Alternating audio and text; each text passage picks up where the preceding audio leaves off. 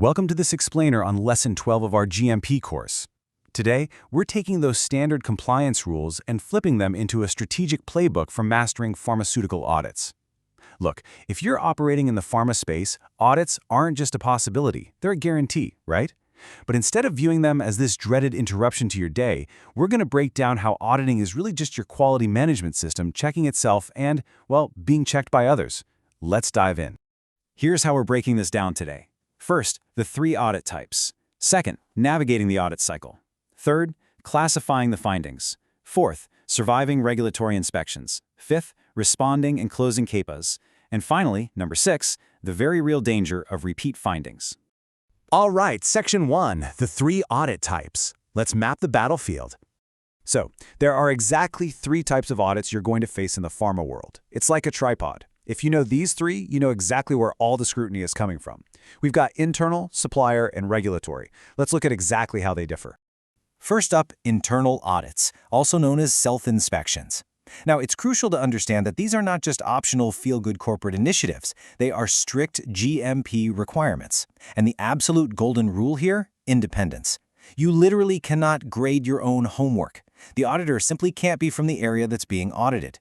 Usually, this whole process runs on an annual risk-based plan. Plus, occasionally it's for cause if a specific issue suddenly pops up on the radar. Moving beyond those internal checks, we start looking outward. We've got second-party supplier audits. This is where you audit your own suppliers and contract partners, and the frequency of these is entirely risk-tiered. You focus on the high-risk ones first.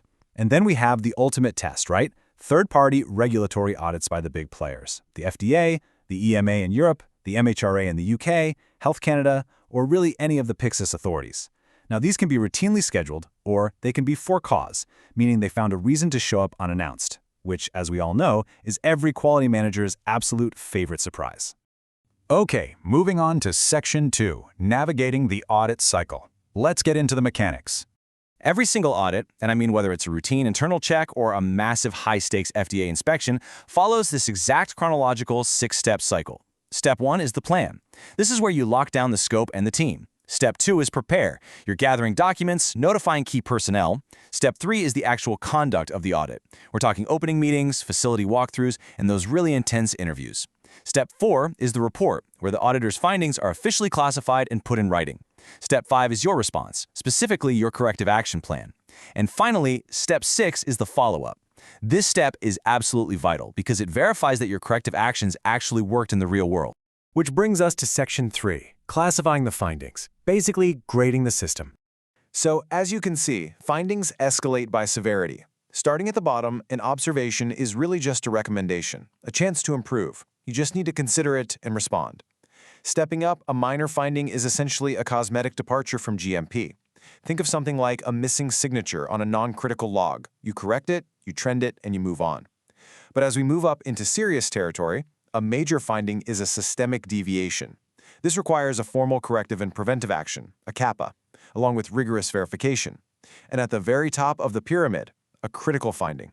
We are talking data integrity breaches, fraud, or a direct risk to patient safety. If this happens, there is no messing around. You halt operations immediately, and you are on the phone notifying regulators. All right, Section 4, surviving regulatory inspections. This is the boss battle, folks. The absolute foundation of surviving this boss battle is realizing one thing. Preparation is continuous. It is absolutely not a frantic fire drill the day before the inspector rolls up. True readiness means you have a dialed-in system. You need documented protocols for a front room, that's where the inspector actually sits and does the interviews, and a back room where your team is frantically but quietly operating behind the scenes. It requires you to be able to rapidly retrieve key quality documents. You need to be briefing your subject matter experts constantly and running regular mock inspections. Your team has to know the drill inside and out long before it actually matters. Now, when you're actually sitting across the table from an inspector, discipline is everything. On the do side, answer exactly what is asked, and then, this is crucial, stop talking. Embrace that awkward silence. Always point directly to the documented evidence. If a question feels out of scope, don't guess, just escalate it to the host. Now for the don't side. Do not ever recite procedures from memory. Don't speculate, and don't offer your personal opinions. Never just hand over unrequested documents hoping to be helpful. And absolutely, under no circumstances, argue with the inspector. Remember, you are there to provide objective evidence. You are not there to win a debate. Section 5. Responding and closing CAPAs. Let's talk about that post-audit action. Okay, the inspector is packing up. At the closing meeting, your job is to acknowledge and clarify the findings. And again, no debating. Once they leave, the clock starts ticking. You've got to provide a formal written response within the regulator's strict timeline. For every major finding they hit you with, you implement a CAPA. And that means digging deep to identify the true root cause. We are not just slapping a Band-Aid on the symptom here. You define the action and you set a firm timeline. But honestly, it doesn't just end with a nice-looking plan. You have to provide concrete, objective evidence of closure, and then continuously monitor the area to sustain that fix. You have to guarantee there's no recurrence. And that leads us perfectly into Section 6, the danger of repeat findings. This is the ultimate trap. The fastest way to escalate a regulator's concern is to be cited twice for the same thing. Look, a repeat finding will destroy a regulator's trust in you immediately. Just imagine a scenario where a CAPA was proudly marked closed in your system, right? But then the auditor walks the floor and boom, the exact same problem is still happening right in front of them. Or maybe an internal audit caught an issue months ago, but it suspiciously got left out of the regulatory audit scope. These aren't just minor oopsies, these are massive red flags. They scream to an auditor that your entire quality management system is fundamentally broken. So how do you defend against this? You've got to be insanely proactive.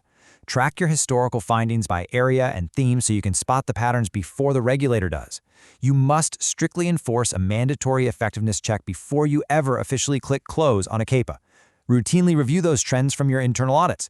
And if you have aging, stale CAPAs just sitting there, aggressively escalate them to management review before they blow up into a massive liability. Finally, use cross-area actions. When you kill a recurring bug in one department, make sure it stays dead across the entire facility.